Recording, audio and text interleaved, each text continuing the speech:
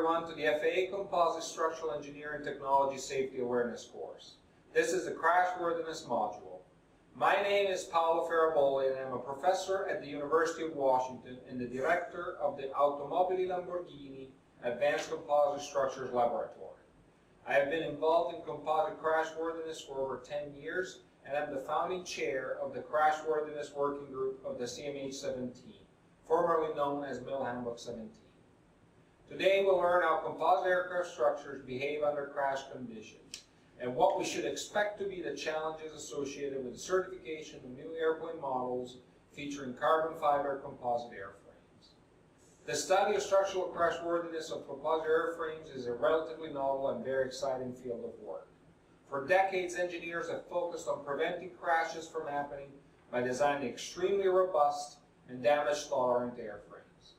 It is very comforting and somewhat really cool to know that engineers design aircraft to tolerate impacts from birds or uncontained rotor fragments, major lightning strikes, and other sources of damage without affecting their ability to continue flying or at least land safely.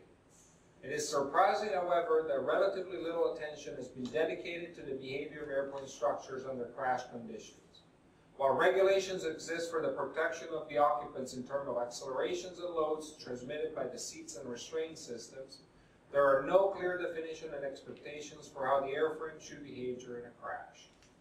With the advent of airplanes such as the Boeing 787 Dreamliner and the Airbus A350 XWB, which feature carbon fiber intensive fuselage structures, regulatory agencies are issuing integrative rules known as special conditions, which for the first time address airplane level requirements for crashworthiness.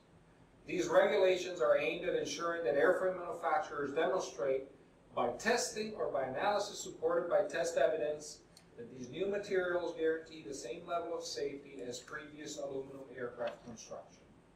What we'll learn about today is also why carbon fiber composites are perceived to have behaved differently from metals during a crash and why there's a tendency to fear that their quasi-brittle behavior may result in poor crash characteristics.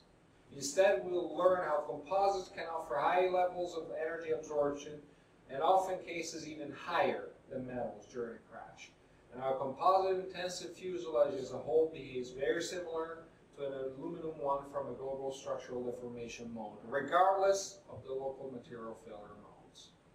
So with that, enjoy the course.